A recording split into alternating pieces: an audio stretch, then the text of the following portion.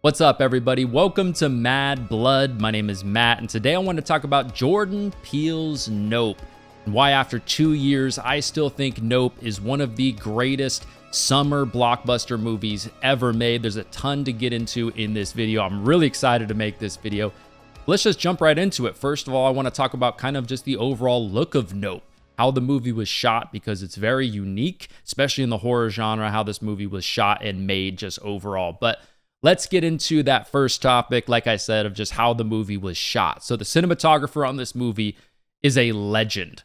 One of the best to probably ever do it, and definitely one of the best cinematographers we have today, Hoyt van Hoytema.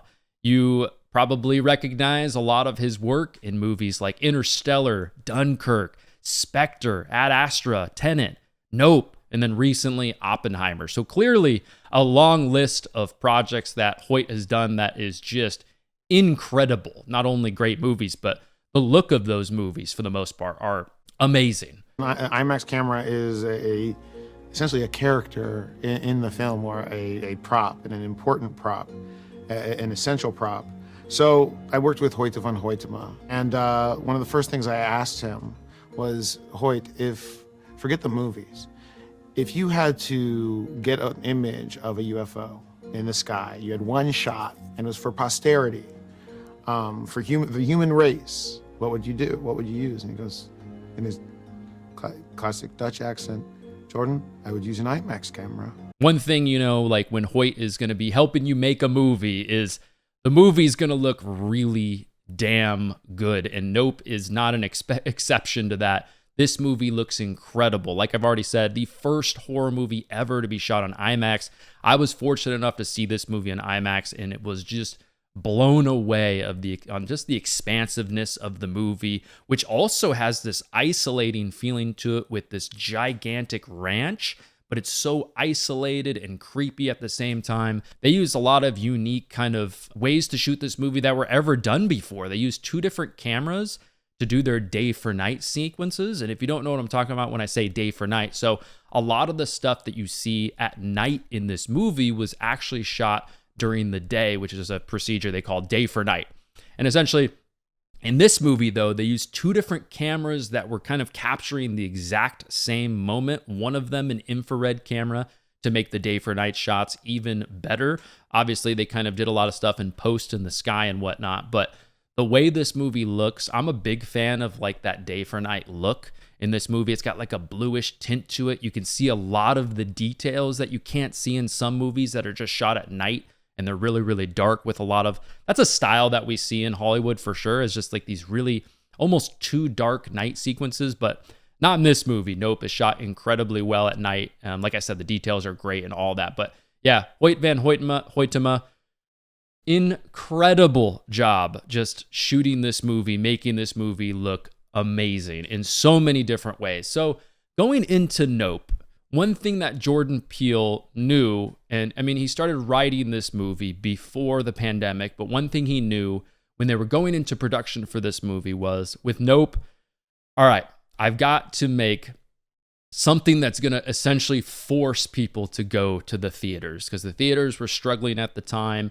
They were just, people in the industry were just worried about cinema at that time. So he knew I had to make this big spectacle that people had to see. For the last 6 months, my family and I have bore witness to an absolute spectacle. Especially something when you're hearing in the marketing, oh, it was shot on IMAX cameras, first horror movie to shoot on IMAX cameras. This movie's going to be massive. It's one of those movies you're like, all right, I can't watch this at home on an iPhone. You know what I mean? I got to go to the theater. And that was a huge, huge idea that was so crucial in this movie. And he knew he had to pull that off, and pull it off he did. I think the DNA of the movie has this big question about the addiction to spectacle, human addiction to spectacle, and what happens when money becomes involved in that. Like I already mentioned a little bit, I think the location scouting for Nope is incredible. I love this ranch that they shot on. It's almost like a fishbowl in a way, which is such a unique look. It's surrounded by these hills. I wouldn't even really call them mountains, but it's obviously kind of like a high desert-ish kind of a vibe to it outside of Hollywood. And it's just a great setting. There's so many shots where you're a little bit wider on the character than we would expect on a lot of movies, and that's just to show like the landscape behind the characters, which is so effective in showing where they are, how isolated they are, what's maybe right over the ridge over there. Oh, what's in the what's in the clouds right up there. Some of those moments were super key in this movie too, but it's just so expansive and cool to look at, but also has that like isolated, quiet feel to it, especially in those night scenes that adds like that extra layer of creepiness to it, which I really, really enjoy. So yeah, the location scouting for this movie, picking this place to film this ranch. They built the home actually from scratch for this movie. Great job with that. Definitely clearly a kind of a Signs vibe to it, which we'll talk a little bit more about in a second, but so good. So good. Obviously with Nope, you've got some returning faces that we've seen in Jordan Peele's movies before and some of his other projects just in general that he's done before he was even a director on, a feature film director for sure. So this cast has got Daniel Kaluuya. I always butcher your name, Daniel. I'm sorry, man. But Daniel Kaluuya as playing Otis, O.J. Haywood in this movie. You've got Kiki Palmer as Emerald Haywood, his sister, and then Stephen Yeun as Ricky Jupe Park, and Brandon Perea as Angel Torres. So the cast in this movie is so good. They do such a great job. I'm just a huge fan of Daniel's work in general. I mean, his work in Black Mirror and Get Out, incredible. I love what he does. Any movie, any project that he's in, I'm running to that project. Huge fan of Daniel's work. In this movie, Kiki Palmer as well is incredible. Such a great tandem with the personality of Daniel, OJ's character. They're just such a great mixture of this brother-sister relationship, which we'll talk more about in just a second, but both amazing actors. They do such a great job in their roles in this movie, and the rest of the cast too. Like I said, Jupe's character, Angel's character, they play their roles so well. Angel's the guy from Fry's Electronics. He's supposed to be like a little bit nerdy, but also not at the same time. But just a funny character, another comedic relief right there. And then Jupe's character. Jupe's character is great too. He's that character with the past trauma.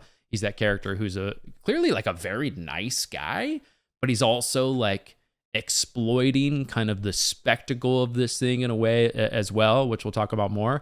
But such a great cast.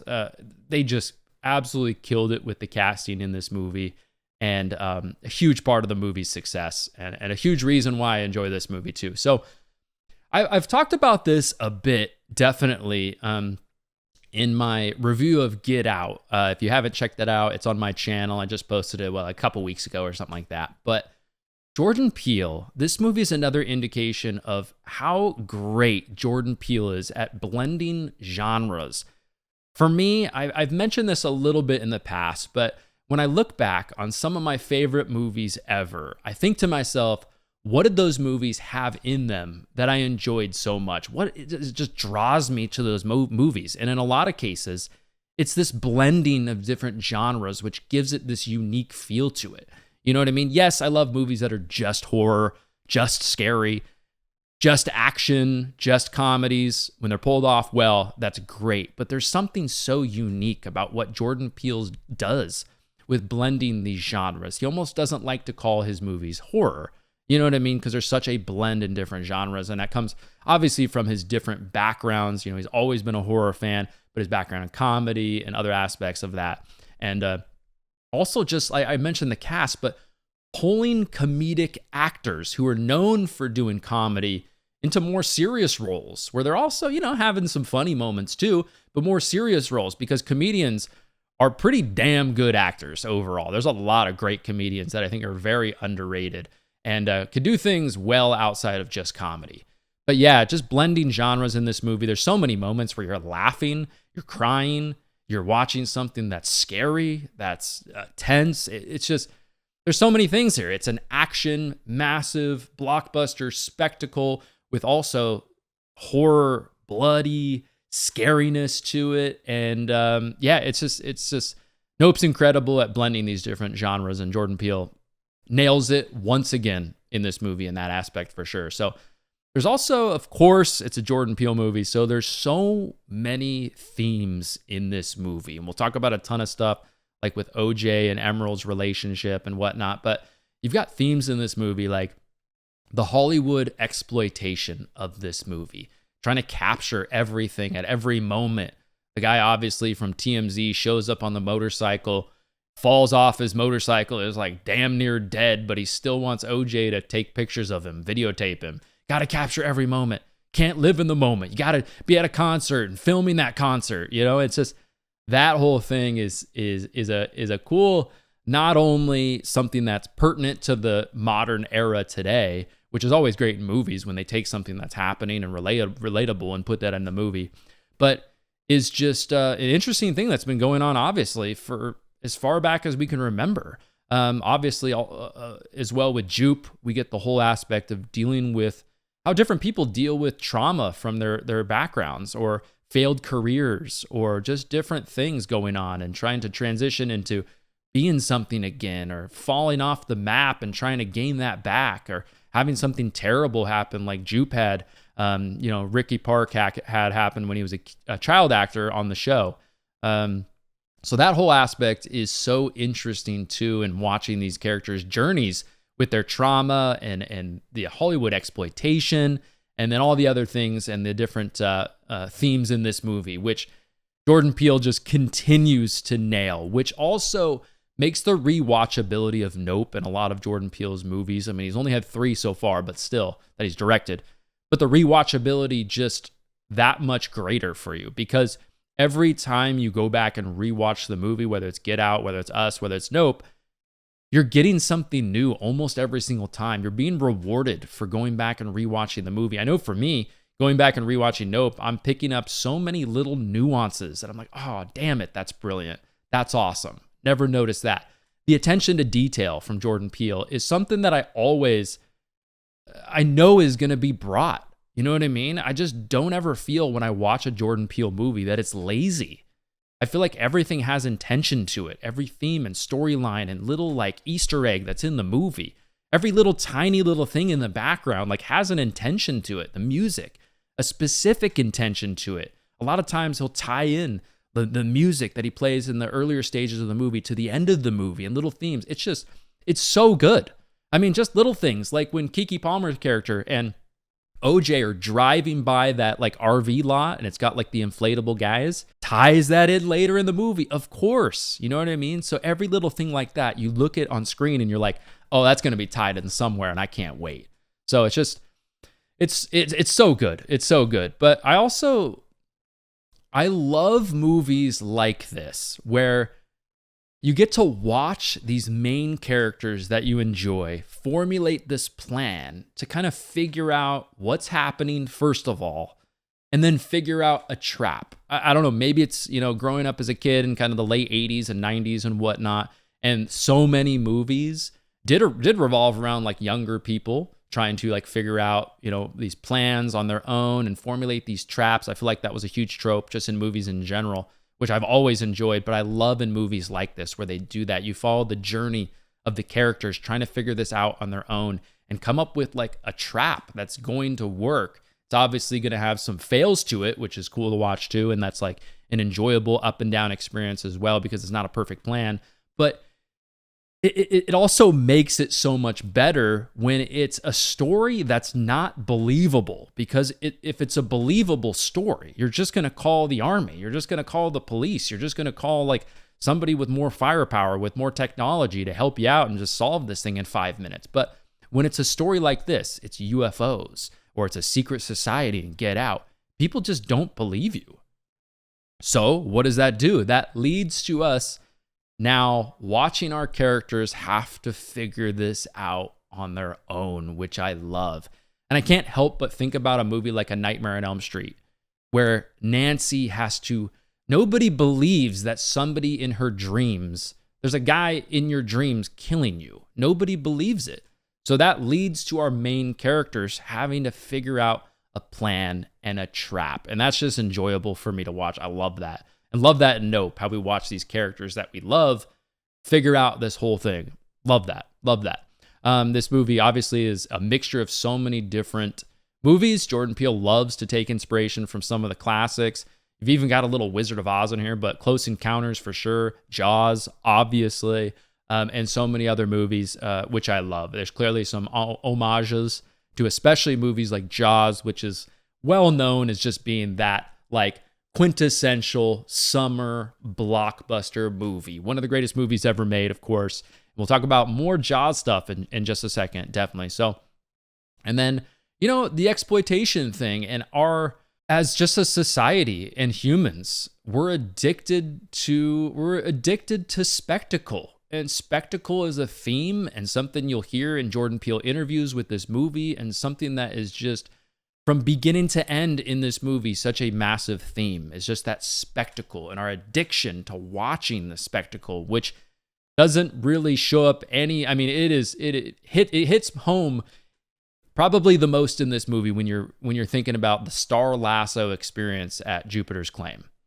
Just the addiction to trying to lure in an audience, trying to profit off of a spectacle. You know, even if it's horrific, even if it's done horrific things, we got to profit off this. We got to at least watch it. We're addicted to it, you know, and the spectacle is just such a cool theme and something that has always been a theme in humans forever, back to the gladiators, all the way up to today in so many different aspects, which I love. It's a really cool thing to touch on in this movie. There's a moment in Nope that is a moment I never forget in this movie. It's right about 45 minutes into the movie. I get chills every single time I watch that scene. It's the scene when Angel says, "Camera B is down." Like ancient fucking aliens, it's down. Then, which leads to the memorable shot, of course, of OJ running. You just feel like, okay, the movie is about to take another step right at that moment, about 45 minutes in, when the camera B goes down. There's something about that moment and just the characters' relationships, Kiki, OJ, Angel, all of them and their different like roles in this whole thing coming together, and they're like, all right, it is about to happen. That moment, I don't know, there's just something about that moment that just is massive to me and is something I never forget in this movie. So I've already kind of talked about this a little bit, but being somebody, I've got 3 brothers and a sister. Anytime there's this sibling aspect in these movies, I can relate to it a lot. I'm sure I'm sure a lot of you can as well. Sorry, Jason. My bad, dude. Don't hurt me. But I'm sure a lot of you can as well. But in Nope, the dynamic between OJ and Emerald and their personalities in this movie is so good. And there's a moment in this movie that hits that home to a T. It's the moment when Emerald is like, "Run! It's in the cloud!" And OJ just sits there and he's like, "Mm-hmm. OJ! It's in the cloud!" Mm-hmm. That moment right there just shows you exactly what you need to know about their personalities. And it's probably been that exact same way ever since they were a kid. The OJ is kind of the quiet, calm and collected, chill one in the background. It kind of probably lives a little bit in his sister's shadow. I think Emerald's his little sister, I think. But they both live in their dad's shadow in a way, but still definitely lives a bit in Emerald's, like, you know, big personality. But yeah, I just love that dynamic between them. And I think they play off of each other in this movie so well. And they're both just great in this movie, which I've already talked about a bit. But, you know, just to talk a little bit more about Jupiter's Claim for a second. But Jupiter's Claim kind of reminds me of like the rise and fall of American malls in a way. You know, American malls originally were like a big spectacle as well. They were supposed to be like these big, grand things where you can buy anything, expensive jewelry, big toys. You've got big fountains, giant movie theaters, you know, big stone like creations inside of them. Sometimes you go into these malls, you know, back in the 80s and 90s, and they've got these massive sculptures. And they were like a huge, massive spectacle. I'll use spectacle because of this movie, but it reminds me of like just of that. And Jupiter's Claim being, you know, of course, it's like it's this theme park that, you know, his character created. And then towards the end of the movie, it's like an abandoned mall. You know, it's like something that is almost a throwback in time to an abandoned, amusement park or something. But I don't know, there's just something about it that reminds me of like the rise and fall of the giant, massive American malls that we've kind of seen over the last, 20 years in America as the internet's kind of blown up for sure. But I also love the moment in Nope when OJ's story comes full circle towards the end of the movie. There's just something about it. You know, OJ, like I've already kind of talked about, lives obviously in his dad's shadow. Since his dad passed away, never really able to live up to that. Maybe it's a personality thing. He's shy. He's not very good presenting. He's not really good with people per se. But he's finally able to prove to himself that he's not a failure, even though he's felt like a failure. Like they're damn near close to losing the ranch. He's had to sell off a lot of his dad's horses just to stay afloat. But he's finally able to prove, nah, screw this. I'm not a failure. And then also that he's not going to let his dad down. And it's just such a cool moment in this movie watching his character do that. And it's something that I can relate to too. And a lot of us can relate to, because there's so many things in society that make you feel like a failure just because you're not fitting into that box, whether it's a public school system that makes everybody fit into like a small box. And if you don't fit into that box, they clearly try to make you, either a bad kid, they label you as a bad kid, a failure, somebody who's not smart enough. But realistically, a lot of times that's just not the case. It's just not something that fits your personality. And OJ in this moment later on in the movie is just able to shine. You know what I mean? And really just man up and do what he needs to do, regardless of, maybe he's not that great at running a ranch. Maybe he's not that great at the whole Hollywood thing. But he's still got some things that he can do pretty damn well, and he gets to showcase it towards the end of the movie. You know what I mean? I love that. I love that. And also there's that theme, of course, of how in life, sadly, death, it's a happy, sad thing, but death can bring siblings back together. And I love seeing that aspect in this movie. You see, it kind of seems like, Emerald and OJ have been, not really seeing each other all that much. It's just one of those things when you grow up, you kind of start living your own life. You get busy. It's nothing personal, but the death of their father, somebody they clearly look up to, somebody they clearly admire, who was able to do a lot of cool things in his life, brought them together. And they have this huge moment together, obviously overcoming this massive obstacle that they'll never forget. And that's another theme in this movie that I think is just massive and is really, really interesting to me. And then, of course, one of the best moments in the movie is towards the end of the movie. When OJ and Emerald are facing this alien, I guess we could say, this beast, this creature from another dimension, right? And Emerald essentially blows this thing up. And it's kind of just like, boom. Very similar to Police Chief Martin Brody 47 years earlier in the movie Jaws. Emerald blows this thing up and then gives us the great line of, she says, "Nobody fucks with Haywood, bitch." Yes! Yes! Nobody fucks with Haywood, bitch! Nobody! And it's such a great line and such a great moment. She's obviously emotional. You're watching the movie, you're kind of emotional, and it's just like, man, that is such a great moment and feels like such a good payoff, just like Brody in Jaws towards the end of that movie. Smile, you son of a...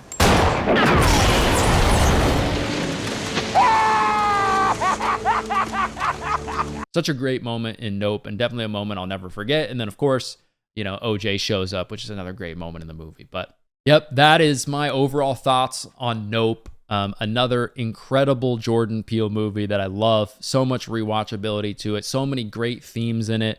Great characters. It looks incredible. It was not as successful as financially as a movie like Get Out, which was made for nothing and made, $250 million. But this movie still did really well. Made damn near $200 million.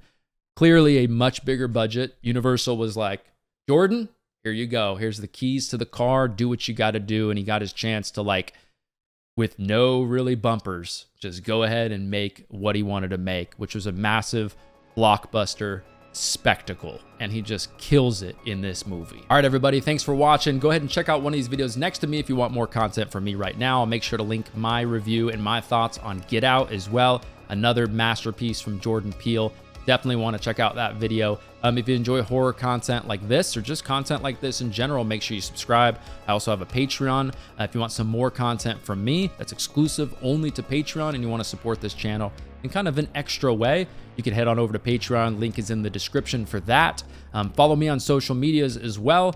But anyways, everybody, enough of all of that. I will talk to you all in the next one.